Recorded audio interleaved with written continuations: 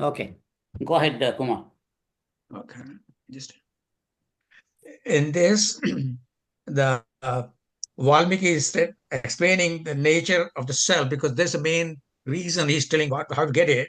So he said, I will explain you the nature of the self. By hearing this, your mind will become purified.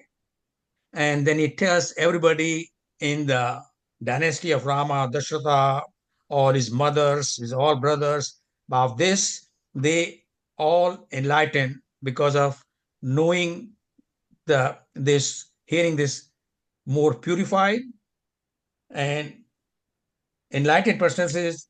And they say this is your practice day to day in the life. You will surely become free from the birth process if you bring your life and practice day to day to get to the goal. Right. Hari Om. Yeah. So, as beautifully says, that reading the story is not just a story, but remembering how they lived and follow their way of living, that we also purify our hearts and get enlightened and become happy. Become happy means we get experience the state of bliss. So, as per this Ramayana, all these characters of the Ramayana, like all the mothers and the father, all the ministers, the preceptors, all of them were the enlightened souls. And so, if they were not enlightened before, and after listening to the Vashista Ramayana, they all naturally became enlightened. Anybody want to add, comment? Okay. Ratnam, I want to read the next section 3. Section 3. The nature of wisdom, the pilgrimage of Rama.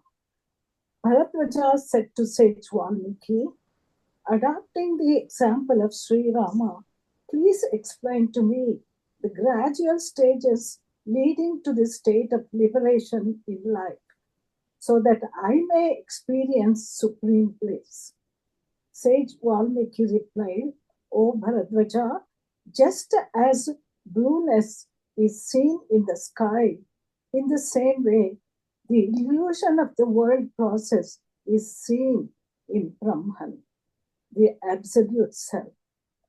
As long as the world phenomena do not disappear by the realization that all this is false, so long the spiritual knowledge is not firmly rooted in one's heart. Go ahead and read the next paragraph. In the state of self-realization, a yogi sees the world rooted in the mind.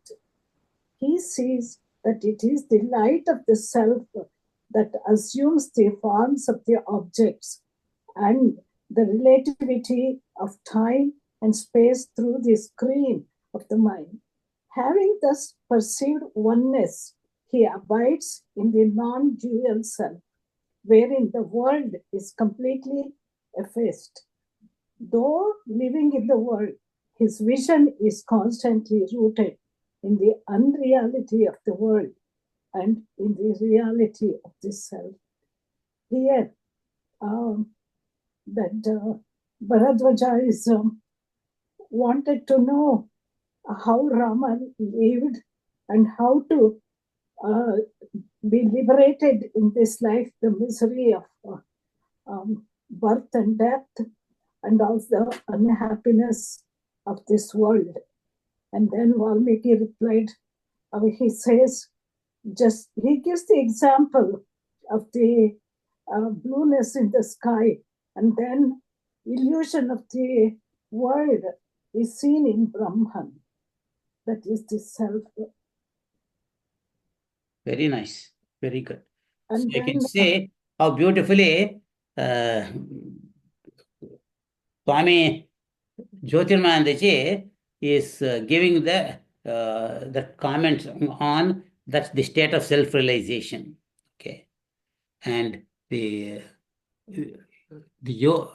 realized man sees the same world as the ordinary ignorant man, but the ignorant man thinks it is all this world is completely real. But the realized man realizes, hey, all this world is nothing but Brahman and the various names and forms, the time, space, everything is the play of the mind. And so it is not real. So that if you remember this, if you continue to live like that, then we deal with this world, but we don't get attached to the world or have likes and dislikes. Okay, next, uh, Satyan, you want to read, sir? Sure, Raviji. So, is it, do I read from with the absence of cold mist or? Oh, Senless Bharadwaja. O sinless Bharadwaja, this world is false. It appears to exist like colors seen in the sky through a defective vision. But by the wisdom that is laid down in the scripture, this apparent world can be effaced. The visible world does not exist. This knowledge leads to the effacement of the impressions of objectivity in the mind. With this effacement, there emerges the supreme bliss of nirvana or liberation. Want to comment? This is at the highest level, Raghuji. So the highest level of Vedanta is mentioned here. The visible world does not exist. I think it's like in yesterday's Ashtavakra Gita that Jyotiji mentioned. This is a projection that is there. Right. Yeah. So the goal is being beautifully explained, just like in Bhagavad Gita in the second chapter, Lord Krishna talks about what is the really nature of the self. Okay. And then he talks about at the end of second chapter the nature of a realized man. And then all the karma yoga and gnana yoga, bhakti yoga, everything is described. Same way here, our goal is to know that this visible world is really non-existent. It is just completely illusory. Okay. And Sirisha Amma, you want to read? I have my book. I just got it actually yesterday. I didn't even open it. Next time I will read. I'm sorry. Do you have the new book or old book? I think I have the 2-volume set. Okay. Go to page 39 in the first volume. Can I take the next turn because I didn't even open the Okay. package. I just got it. Okay. Alrighty. Okay. Shalu, I don't know who it is. Do you have the book, Amma? Hari Om Raghuji. I am giving Namaste Mamaji. And I don't have the book. This is the first class, first time I'm joining. Okay. नमस्ते राकेश मामा जी नमस्ते Pardon? नहीं मैं राकेश मामा जी को नमस्ते कह रही थी Oh, okay. Okay. Very nice. No, Okay. I don't have the book, Rakuji. I'm from Gita ji's class. I was taking Okay. Yeah, if you're Bhagavad Gita. interested after attending, then if you want to buy the books, I have put that in the what do you call the WhatsApp group. And if हाँ you go ji ahead and send me your phone number, I will हाँ put your ji name also in the WhatsApp group. हाँ जी मैं अभी I'll do it right now after the class. I will send you the I'll Okay. send you my number. हाँ जी Okay. thank you. Very good. Hari Om. Okay. Veena, Amma, you want to read, Amma? Raghuji, I didn't get the information about the book, so I don't have the book. Ah, okay. Yeah, Are you in our Parthas of Atlanta group? I WhatsApp? thought I was, but I don't see it. Did you? Because I sent all that information, I don't know, yesterday. to all the people again. I'm going to send it again to you, Amma. Please, thank you, Raghuji. Okay. Thank you. Let me write it down. Otherwise, I forget as soon as I hang up. Okay. Very good. So who is left? Vishwa, do you have the book? Hariam Raghuji, yes. Go ahead and read, sir. So I'll continue from without the aid of scriptures. Correct. Without the aid of the scriptures such as this, people are led to fall from one illusory knowledge to another presented by so many fictitious writings on scriptural matters. By adopting such false teachings, one cannot attain liberation even in 1,000 years. I'll continue, Raghuji. Continue for 2 more paragraphs, please. Complete eradication of the vasanas, subtle desires, is a true state of moksha, liberation. He alone can realize this state who is free. He alone can realize this state who is free from the impurity of avidya, ignorance. With the absence of cold, mist, and fog dissolves, leaving no trace behind. In the same way, with the destruction of vasanas, subtle desires, the chitta mind stuff disappears, leaving behind the infinite expansion of the self. Yeah. Want to comment? Yeah, I think these 3 paragraphs emphasize the importance of jnana margam, and the path of knowledge is the only way to veil the ignorance. Right. And it's very important that you identify, you follow the right scriptural path even in that, because you could easily get diluted with the wrong scriptures, and ultimately the ultimate goal is not achieved with it. So, and yeah, it talks about that is the process of cleansing your whole thought process, and that bringing chitta suddhi and chitta ekagati is what I think we're talking about here. Yeah. So the importance of having the right teacher, the realized master as the teacher, is the most important step. Knowing that it is because of the ignorance of your real nature that for the beginningless time that you have been going through the cycles of birth and death and accumulated so many vasanas of likes and dislikes. And so vasanakshaya, that is destruction of the vasanas, leads to a quite pure mind. And that the pure mind is like a pure mirror. It reflects the Brahman in one's antakarana. I would also add to it, Raghuji, your destiny in the present life to choose the right path, the right guru, and able to enhance your knowledge is also based on your Purva Janma Vasana. Right, So correct. vasanas will also become- It's a continuous process of either Right. going down or going up. Exactly. So us hopefully is going up. So, okay, very good. So Akilamma, you want to read the next 3 paragraphs? Yes, Raghuji. Just as a subtle thread sustains a garland of pearls, in the same way, this physical body is sustained by the subtle threads of vasanas, subtle desires. Vasana is of 2 types, pure and impure. Impure vasana is the cause of rebirth, but pure vasana leads to the cessation of the wheel of birth and death. The impure vasana sprouts in the fertile soil of ignorance, avidya. The impure vasana sprouts in the fertile soil of ignorance, avidya, and grows luxuriantly with manifold branches of love and hatred. It is protected and nourished by the ahankara, the ego principle. You want to comment? Oh.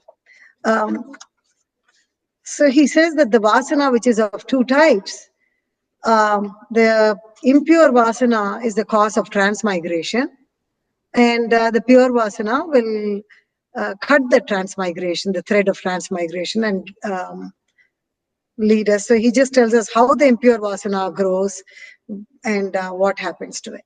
Yeah, yeah. So you can say the example of the thread and the garland. Okay, the same example is given in the Bhagavad Gita, but with a different uh, context. So we can take the same example, giving different understanding. There, the thread is Brahman, and everything in the world is uh, threaded around Brahman like a necklace. Lord Krishna says. Okay, all these various names and forms are like a necklace, but here the thread is the vasana, and the I'm sorry, the thread is the ignorance, and all the vasanas are they like the pearls of the necklace. And as we see in Amritabindu Upanishad, that he says, Manohi dividam proktam, shuddham cha, ashuddham cha. Shuddham kama vivarjitam, ashuddham kama sankalpam. So one who has various likes and dislikes, yes, the mind is impure. So he says, Mana eva manukshyanam karanam bandha mokshayoho, bandhaya vishayasaktam muktam nivrisham smrutam. So as long as we have attraction to the objects of the world, your mind will be continually bound to the samsara. So when you make yourself free from thoughts of the world, and that becomes the cause for liberation.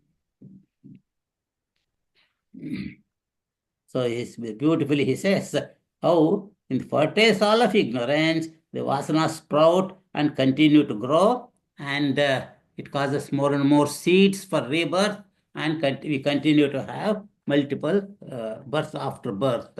And those vasanas are the cause for the sanchita karma, accumulate sanchita karmas, and with a little bit of prarabdha karma, you burn again, and then we continue to accumulate more and continue to be born and die infinitely until we break that cycle with knowledge of your real self. Anjaneyulu sir, you want to finish that chapter? Sure, Raghuji. This Malina Vasana, impure subtle desire, is the cause of repeated births and deaths. On the other hand, the Vasanas that have been rendered as unproductive as roasted seeds, which are meant only to sustain the body of the sage, is called Shubha Vasanas, pure subtle desires. Pure Vasana is the eradicator of the process of rebirth. It exists in the personality of a sage, just as a circle of fire is seen due to the revolution of firebrand. The personality of a sage is sustained by the fructifying karmas of the fast. Due to this wisdom, the sage has no perception at all of his individualized state, but to others, his personality continues to exist, even as the illusory circle is perceived on the basis of the firebrand rotation. So we have learned in the Durgdusha Viveka, that Branchidanya Tadatma is broken. So only the Saja Tadatma and Karmajanya Tadatma. So the sage is only surviving on the just Prarabdha Karma left. So and also here referred to this our Mandukya Karika Alata Shanti Prakarna. So firebrand. So of course there the Mandukya Karika it talks of Ajatavada. So when the firebrand is rotated, we see it as a circle of fire, but there is no circle. Only point of the fire is only exists. So here Swami Jyotirmayananda ji indirectly referring to the Mandika Karika Alata Shanti Prakarna here. Right. Yeah. Beautiful. Beautiful. Yeah. So you have to eradicate Ashubha Vasanas and cultivate Shubha Vasanas by living a righteous life, a virtuous life. Most important thing. So now we will see the story of Rama. So we all know that after the childhood, Lord Rama went to Vasishtha Rishi's ashram, and he spent the time there in Gurukul to learn everything. And I think he was there until the age of 15, and then he came back to the palace. And then now this story starts from that stage. We will see. Okay. And I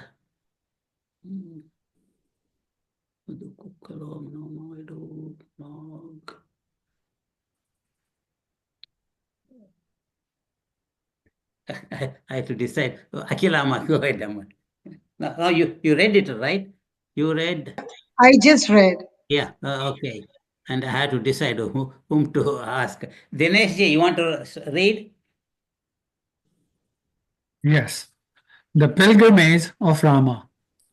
Sage Valmiki continued, O Bharadwaja, I shall relate to you the process by which Sri Ram attained Jivan Mukti, the liberation in life. Listen to this auspicious story, which will enable you to attain liberation. Having returned from Gurukula, the ancient form of school, Sri Ram lived happily for some time.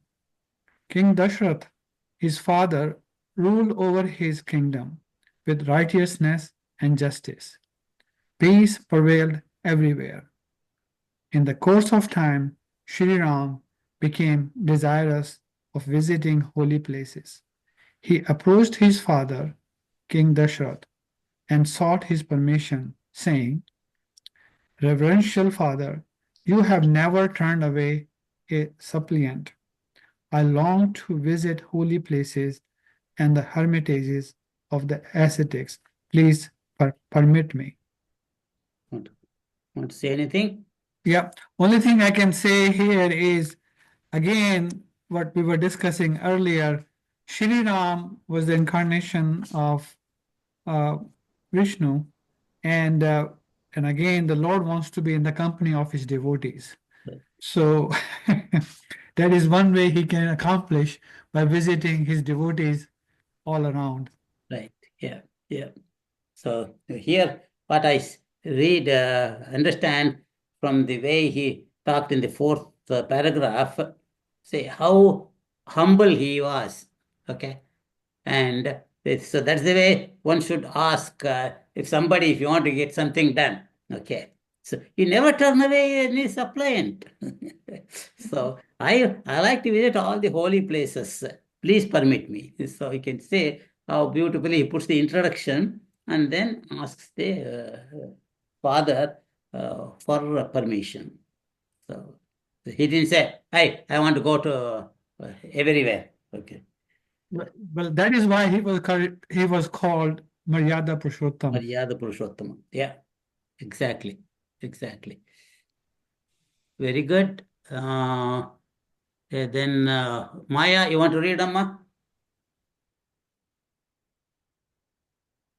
Hari Om. To tell me where? I'm sorry, I missed it. King Dasharatha with the Oh. consultation of sage Vashista. Okay. The king Dasaratha, with the consultation of sage Vashista, gave his permission. Then, on an auspicious day, the Brahmanas recited Vedic chants. The queen mothers showered their loving blessings, and in the midst of auspicious benedictions from the inhabitants of Ayodhya, Sri Rama departed for the pilgrimage along with his brothers Lakshman and Shatrughan. Bharat was absent because he was at the house of his material grandfather. Maternal grandfather. Maternal, I'm sorry. Maternal grandfather. Sri Rama visit. Okay, do I have to read? Okay. Sri Rama visited many holy places at the bank of Saryu, Ganga, Yamuna, Saraswati, and other holy rivers. He visited sacred places in Prayag, Naimisharanya, Kedarnath, Pushkar, Gaya, Mansarovar, and many others. He visited the ashrams, hermitages of sages and saints. He bathed in sacred streams and gave away enormous wealth in charity to the Brahmanas. He practiced austerity and meditation. Then, just as Shiva returned to Kailas, he returned to Ayodhya midst great rejoicings. Go ahead and read the next. Okay, the description of this pilgrimage is a symbolic of the preparatory qualifications for attaining wisdom. Various religious rites, including pilgrimage, are performed for purifying the mind. Yeah. So here is actually explains very well, what after getting the permission from King Dasratha, his father, he went to all the holy places and he did all the tapas and did all the, he visited all the rivers and all the holy places, all the names and, written there. And then, of course, it says that description preliminaries symbolize the preparatory of qualifications attending the wisdom. Right. Yeah. So, You can see from reading this, we learn about the pilgrimage places, the geography also from the book. So yes. all these sacred places were still sacred places in those days, a few thousand years ago also. The Kedarnath, Naishmikaranya, Pushkar, Prayag, Gaya, they were all sacred places even then, even the Manasarovar also. Hmm. So, we all know that going to pilgrimage places in an appropriate manner and serving the saints and sages there and getting a darshan of Bhagavan and all that in that spirit of uh, devotion would purify our hearts. And pilgrimage is one of the methods of purifying oneself, and one should do it in the proper manner. But just by pilgrimage, you are not going to attain moksha, but it will help you to purify so that you develop the what you call the mumukshutvam for the knowledge. Prabhuji, I have to say one thing. The people who always say why they should go to pilgrimage, now these are the answers why they should go. They should purify their mind and body, Yeah. I guess that's what I got from it. Yeah. That's the same. I agree with you. Okay. I'm glad we all have gone to pilgrimage places, so many places, and we cherish those memories. But at the same time, those who don't go to pilgrimage places don't have to feel bad. That's how I understand it. They don't have to if you read the story, they don't have to feel bad, but I'm saying the people who say why they should go. Right. For them. Yeah. Okay. All ready. And Dinesh, you want to read? Or did you read just now? He just read before me. You just read it. Okay. Because I'm not keeping track. Okay. And Rakesh ji, I guess, right? Hari Om. Hari Om, sir. Section 4, the daily life of Rama. After Sri Rama returned from his pilgrimage, 8 days were spent in the festive celebration. Sri Rama lived for a while joyously at home. He rose early in the morning and performed the religious rites. Then he went to the royal court of his father and listened to his spiritual teachings from sage Vashista and others. Later, he went out for sport with the permission of his elders. Then, in the evening hours, he performed his religious rites and conversed with his beloved companions, his brothers, and his friends. Thus did Sri Rama pass his day at his father's place. His conduct was enchanting to others. He delighted the hearts of all the people who lived around him. In this section, they are talking about the everyday life of Rama after he came back from pilgrimage. So, how disciplined he was, uh, did everything right because he was Purushottam, like there's no flaw what he did. And he did his prayers in the morning, then went to the court, listened quietly, uh, in the evening, discuss the spiritual practices with friends and brothers. So just telling like how one should live. You should copy Rama, like you practice, and then you can uplift yourself. Yeah. Yeah. Okay. So as soon as he came, his life was as usual. Okay. Now we will see what happens in the section 5 after as the days went on, what happened to Lord Rama, we will see. And who is going to read? Vishwa, you want to read?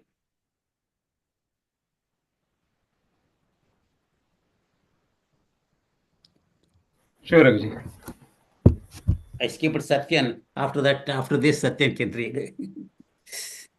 So I'll continue with the section 5, right, Raghuji? Now, section 4. Last two paras.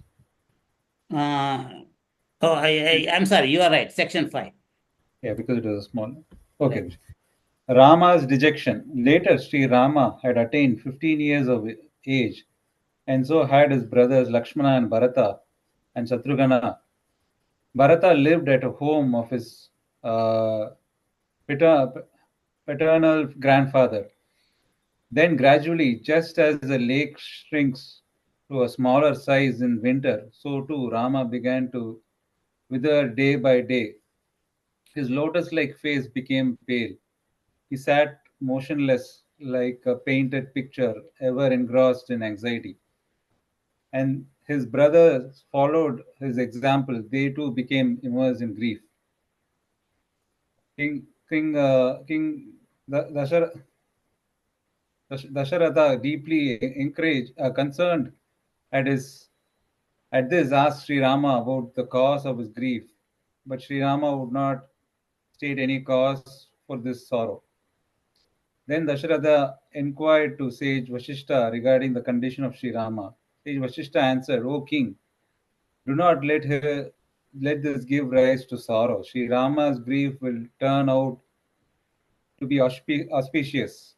Great men are not overcome by anger, dejection, and elation due to petty causes. Sri Rama is not overcome by sorrow due to ordinary reasons." Go ahead and read the italics too. Spiritual movement is based upon the foundation of dispassion. Dispassion or vairagya arises as a result of an integrated mind. A mind is purified. A mind is purified. The world of sense, uh, a mind, as the mind is purified, the world of sense enjoyments is unable to please the mind. The intellect yearns to solve the riddle of existence. This stage is marked by grief in the mind of an aspirant. But unlike sentimental griefs arising out of petty causes, this grief is a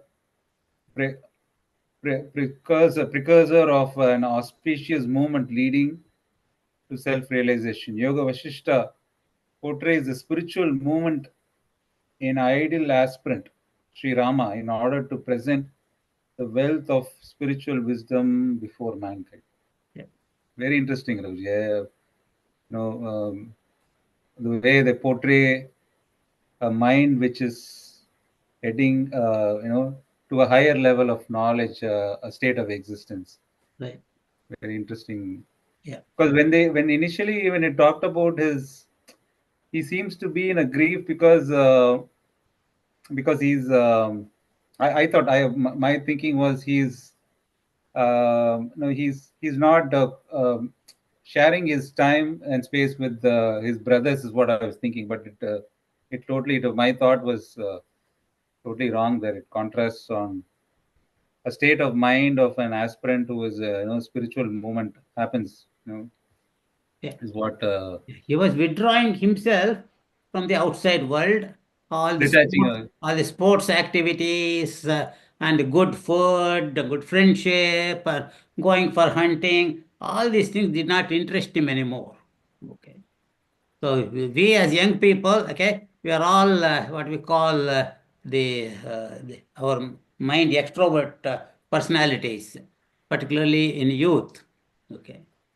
Right. But that's the difference between a young person who wants to go along the spiritual line compared to a same age person who wants to achieve certain things in the world, like a good education, good job, earn, enjoy the world vacations, and all those things.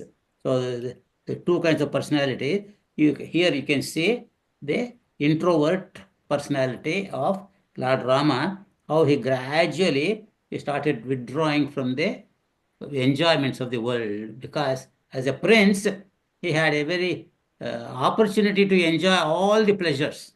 We are going to see all that when Valmiki, no, sorry, Yoga. uh, the Vishwamitra, Ravi. correct. Vishwamitra Rishi asked him the reason for his what do you call depression. Then he starts explaining in elaborate manner. So we would love to see that one. Right. I think Thank it's a you very much. perfect example of a state of mind which is in the highest vairagya, which has Right. attained the highest vairagya. Right. So you can see how Vasishtha Rishi had, I'm sure, being a son of Brahmaji directly, and he had that intuition of why Lord Rama was withdrawn. So it was not an ordinary depression. It was a spiritual evolution of Lord Rama. One more comment, Raghuji. In that last para, the important point there is the integrated mind. The mind is aligned with, the body, mind, intellect is all aligned and well integrated. Gurudev always mentions this. Right. Yeah. The So perfect sadhana who is raising at his level of sadhana is one whose mind is always integrated. So right. So that's why I think I don't remember the verse in second chapter of Bhagavad Gita. right. There's a beautiful verse that says a person of what do you call it, spiritual endeavor, his mind is completely focused. But those who are interested in worldly and heavenly pleasures, their mind is completely scattered in different directions. Satyan, you want to read, sir? Satyanji, section 6. Sure, Raghuji. Yeah. Section 6, the arrival of Vishwamitra. King Dasharatha waited patiently for the opportune conditions when Sri Rama might be freed from his misery. And it so happened that sage Vishwamitra was performing austerity in a nearby forest, but demons began to disturb his practices. His sacrificial altar was rendered impure by demons pouring flesh and impure materials over it. Sage Vishwamitra therefore proceeded to King Dasharatha to seek the aid of the divine Rama for the performance of an unobstructed sacrifice. Although the sage could have destroyed the demons by a wrathful curse, he would not have his spiritual merits consumed in the fire of anger. Should I continue, Raghuji? Yes, sir. Finish that section. Okay. The advent of sage Vishwamitra was announced to King Dasharatha by his gatekeepers.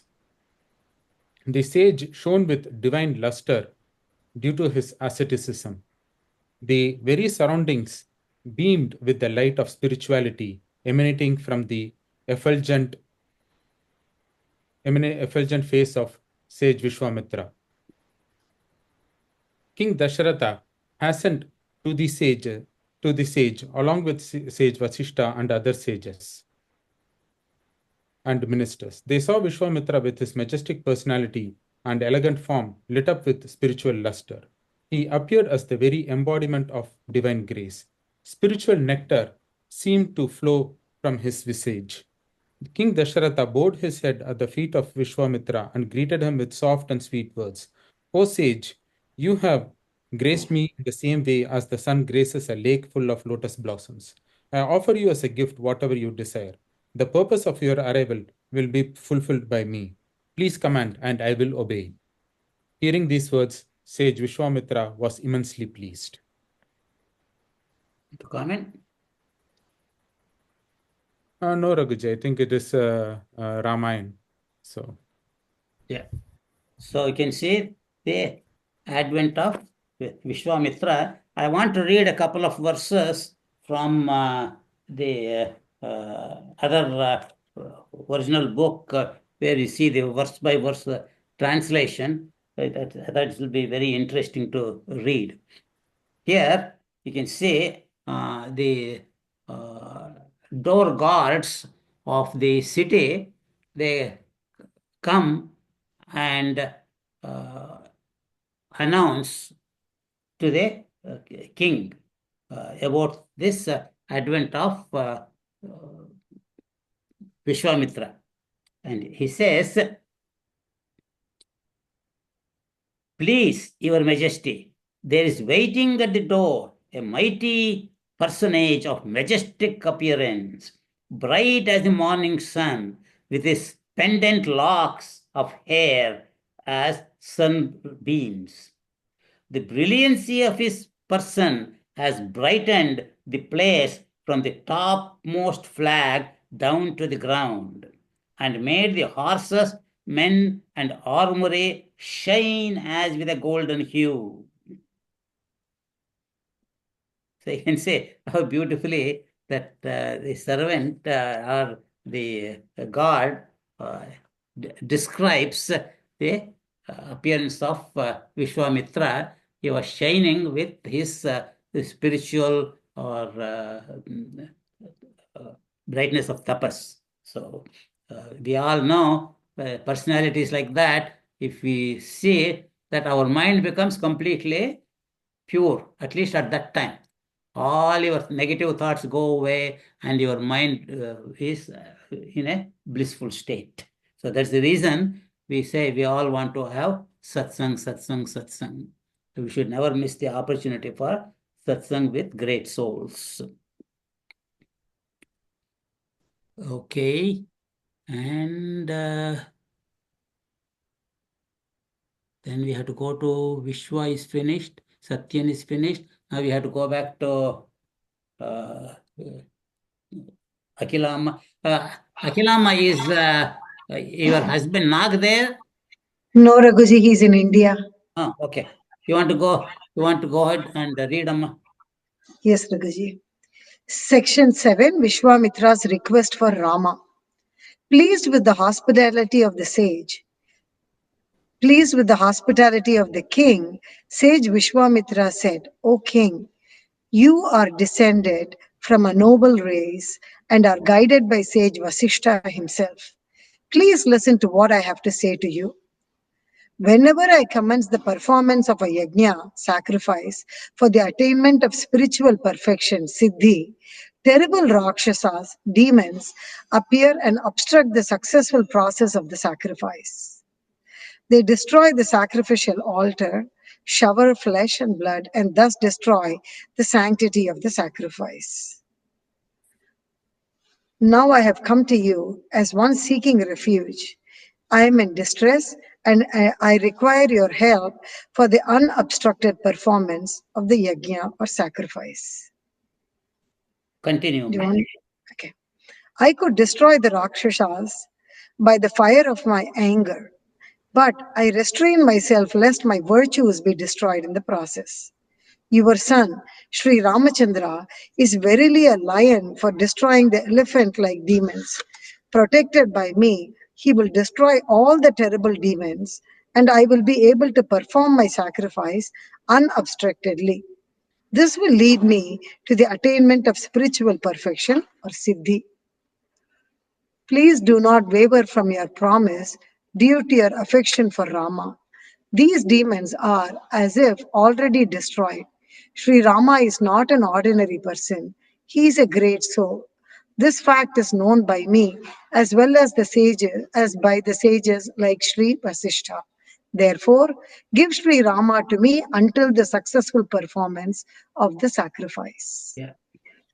Want to comment? I have a question, Raghuji. So here he says that I could destroy him by the fire of my, but I don't want to do it because I will lose my siddhi. So Sri Rama, he says here that Sri Rama can destroy him very effortlessly. So Sri Rama will not take any karma there. No, because he's destroying the negative force, okay, with the arms. But here, see, when uh, Rishi Vishwamitra is doing the tapa, doing the yagna, when they come, if he curses the person, he's not talking of taking a like a weapon and kill. He's talking of cursing, okay, by giving a shapam, okay. By giving the shapam, that the benefit of the whole yagna will disappear, because you are supposed to keep your mind completely calm and serene during the whole yagna. And so he did not want to get angry, and because that way the yagna is phalam is not going to be there. And also you are doing the yagna not for any personal gain, for loka kalyan. So that's But what it says here, Raghuji, it was for his siddhi, right?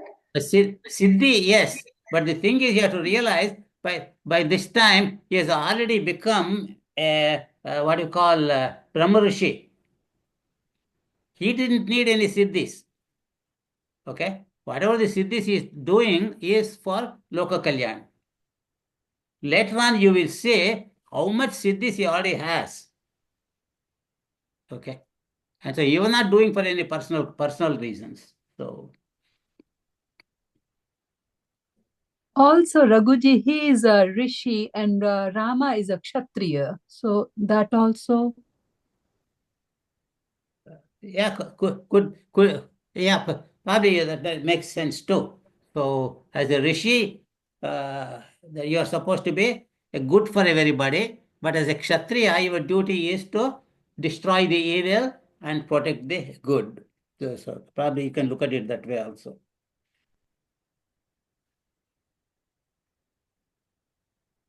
Okay, just give me a little minute. 43 to 53. Raghuji, maybe it's too early to ask this question. I just want to. So, Yoga Vashishta, Sara, I see there is a little bit of Vedanta, and then it also touches upon his early age, but it seems to be touching upon the Ramayana phase, from a scriptural standpoint, Raghuji. So, this will Yoga Vashishta will talk about Ramayana as well as it touches upon the Vedanta too. Yes, the thing is, he's taking that context of the story. He's not taking like an Upanishad. Okay. So this is like a Purana, and so it goes in the form of a story. That is the uniqueness of Yoga Vashishta, in that though it is giving the same Upanishadic knowledge, and it is taking it from the basic Vairagya and how the spiritual progress ends in moksha at the end, but in an Right. extremely elaborate way. That way, Mhm. people like us, by reading it with devotion, we can spend time in the what do you call, in the story, and the what do you call, the whole conversation. So I think it is kind of touching upon the story, so it makes it more interesting and not very Right, dry, right. a dry subject kind of subject. Yeah, that Because is I the remember reason. Swami Ramachandrananda, when he was here, he did that short program of Yoga Vashishta. I think it's a smaller version. He was mentioning your Yoga Vashishta, when you through Yoga Vashishta, no Ramayana happened, is what. So when it talks about Rama attained a state after which Ramayana happened. So Correct. After uh, this teaching happens, then he goes with Vishwamitra to kill the demons. okay, okay. So this happened before Lord Rama goes with Vishwamitra, because once that depression has been removed, and then he becomes ready for the Loka Kalyan. Then Dasharatha says, you can take him. So all this has happened when Lord Rama was in brahmacharya state. He was 15.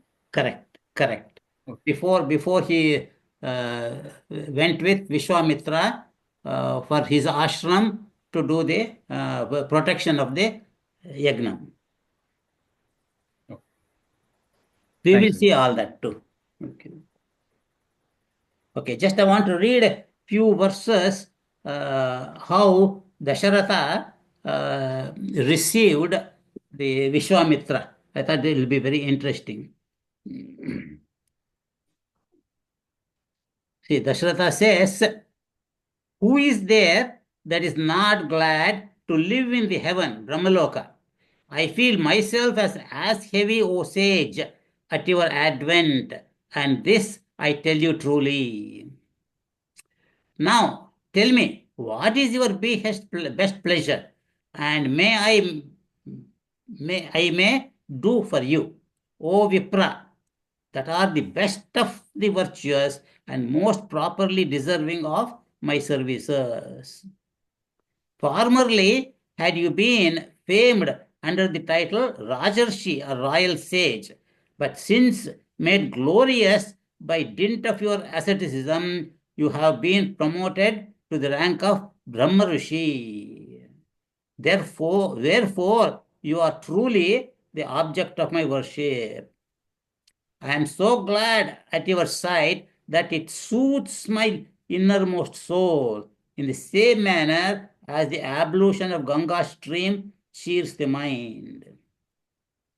Free as you are from fears of desires, from wrath and passions and the feelings of pleasure, pain and disease, it is very wonderful, O Brahmana, that you should have recourse to me. I consider myself as situated as a holy sanctuary and absolved from all my sins, or as merged in the inner sphere.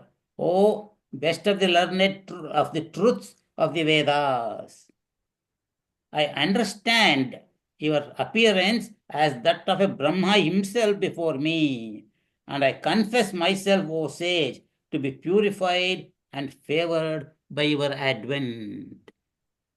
I am indeed so gratified at your arrival that I deem myself fortunate in this birth, and that I have not lived in vain, but led a truly good life. My heart cannot contain within itself but overflows with joy like the sea at the sight of the moon. Since I beheld your person here and made my respectful obeisance to you. Whatever is your commission, and whatever may be the object, O greatest of sages, which has brought you hither, know it as already granted, for your commands are always to be obeyed by me. You need not hesitate to communicate to me your heft, O progeny of Kushika. There's nothing with me which is to be kept from you if you should ask for it. So you can see how beautifully he extols Vishwamitra, and at the same time he promises everything. And then you will see later on how then he withdraws back on that one. So, okay, who is supposed to read next? Anjaneyulu. Anjaneyulu. You want to read, sir? Section 7? Yeah. I'm sorry. Thus saying, Vishwamitra resumed silence. A keen student of yoga may easily discern a mystic implication in this development. Sri Rama represents the ideal movement of spirit on the path of yoga. As the mind of an aspirant is gradually purified by the holy impressions gathered through pilgrimage, good association, and a disciplined life, it begins to invoke the cosmic expansion of the self. Therefore, Vishwamitra, literally meaning universal friend, seeks the assistance of Rama for the destruction of demons. King Dasharatha represents the ego self. Sri Rama is the soul in the process of lifting the wheel of ignorance and recognizing his identity as the absolute self or Brahman. Success in sacrifice refers to the attainment of Jivan Mukti, liberation in life, by which one's life in the world becomes a part of the cosmic sacrifice of God. In spiritual movement, the soul must be permitted by the ego to follow the dictates of the intuitive mind, Vishwamitra, universal friend or universal love. The teachings of sage Vashista reveals the wisdom of the self and enable soul Rama to follow the dictates of universal love and thus succeed in destroying the demons who are symbolic of the forces of ignorance, egoism, pride, hatred, and various aspects of darkness. Yeah. So a good, nice analogy of Lord Sri Rama and King Dasharatha as the ego, and Vishwamitra is seeking the universal wellness, universal well-being by destruction of the demons, like Dushta Samvara, and that's what is conveyed here. And so three aspects. Vishwamitra is the facilitator of this doing good to the mankind, but through the means of Lord Rama. And King Dasharatha is the ego which needs to be loosened by the when the say good person comes and asks for the help and purifies the ego of the. Correct. Yeah. Yeah. Very nice. Very nice. Okay, who is next? Dr. Raghu, you want me to read? Oh, yes. Go ahead, Amma. Okay. Section 8. Dasharatha is in distress. Having listened to the request of sage Vishwamitra, King Dasharatha lost his wits and was confounded. He spoke in a pleading tone. O sage, Sri Rama is not yet 16 years of age. I do not see that he is fit for fighting the terrible demons. I shall myself fight for you with my vast army. Sri Rama is a mere child. He does not possess mighty weapons. He is not conversant in the science of war. He has been brought up in luxury in the midst of gardens and delightful pleasures of life. Further, lately Sri Rama has been undergoing mental distress. He has grown weak and emaciated. He does not eat or drink properly. Do you want me to continue? Continue, Amma, continue. I'll tell you to stop. Okay. Out of the various pleasures fit for a righteous king, I deem the best pleasure is that of having a son. It is the only after intense austerity and expectation that I have been blessed with these 4 sons, Rama, Lakshmana, Bharata, and Shatrugna. O sage, I cannot send Rama with you. He is tender in age, tender in body, and an unskilled fighter. Further, please tell me who the demons are with whom you require Rama to fight. If they are Ravana or his son Meghanada, or even Marichi and Subahu, I will not be able to render any help to you because they are unconquerable demons. Therefore, O Vishwamitra, knowing my inability to help you in this matter, please pardon me and ask no more for Sri Rama, without whom I shall not live any longer. Go ahead and read the italics.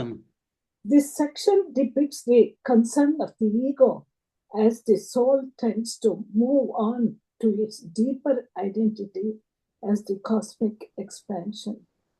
Ego is unable to understand the spiritual majesty of the soul and the divine grace inherent in the advent of Vishwamitra, universal love, that seeks Rama to destroy the demons of darkness. Though unwilling in the beginning, the ego must allow the soul to rise beyond all limitations of the mind. It must allow itself to be dissolved in the process of spiritual realization. Vishwamitra's anger in the following section is symbolic of the vitality of the soul when it allows its intention of self-realization to be understood by the ego. So, here Dasharatha is really saddened because he does not want to send Rama to the fight these demons. But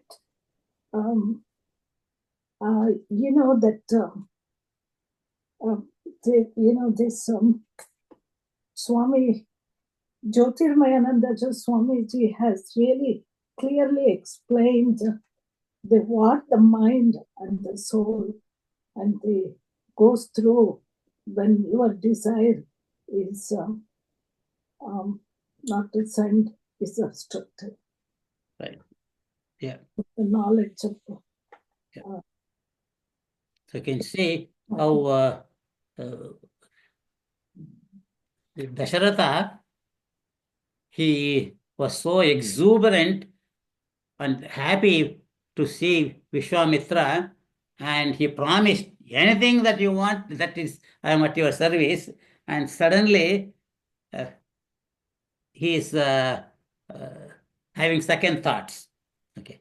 Oh, Rama is very tender. Oh, he doesn't know anything. Okay. He's just a pleasure-seeking boy. Okay. And also, he's telling, oh, if it is Meghanada, Ravana, Marichi, or Subahu, I cannot help you because I am powerless in front of them. So I can see how suddenly things have changed in the personality. Symbolically, the ego always finds excuses not to pursue the spiritual path. And because of all its attachments to the world, likes and dislikes. And it is that ego is attached to the body as I and attached to the world of objects as mine, that is preventing our spiritual growth.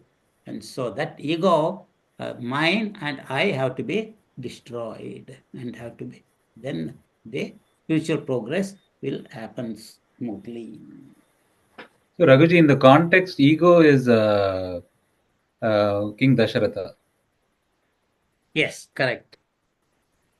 Excuse me 1 second. And soul is... I'll call you in 10 minutes. Yeah. Go ahead, Vishwa. And soul is Lord Rama, right, Raghuji? Correct. The soul is Lord Rama. And universal love is Vishwamitra. Correct. In this context. And for us, the way we have to take is we have to drop the ego. Because what contradicts to me is the soul must be permitted by the ego to follow the dictates of the intuitive mind. That means, for us, how I take it is you have to drop your ego. Yeah. Ego means identification with the body mind. It's a limited self. Limited self. Yeah. I'm not the limited self, right? Okay, shall we stop here or shall we continue and one more section? Yeah, we thought you were going to ask them for the Thanksgiving. Emma? Yeah. You are going to ask for Thanksgiving. Yeah. Okay. Okay, so we'll stop here and then I have got a question. Om Sarve Bhavantu Sukhinah Sarve Santu Niramayah Sarve Bhadrani Pashyantu Ma Kaschid Dukkha Bhag Bhavet Om Purnamada Purnamidam Purnat Purnamudachyate Purnasya Purnamadaya Purnameva Vashishyate Om Shanti Shanti Shanti Hari Om Shri Gurubhyo Namaha. Hari Om. Okay, next Thursday is Thanksgiving weekend. Are you all interested in having a class or shall we do it in 2 weeks? Do in 2 weeks, Dr. 2 weeks, yeah. 2 weeks. Yeah, all families will be meeting, I guess, and so we'll skip. So I'll send a message in the Parthas of Atlanta also. So we will meet in 2 weeks. Okay. Thank you, Dr. Raghu. Hari Om. Hari Om. Hari Om. Hari Hari Om. Om. Hari Om, sir. Hari Om. Hari Om. Hari Om, Raghuji. So Veena ji, I'll send you the message right now. Okay. Thank you.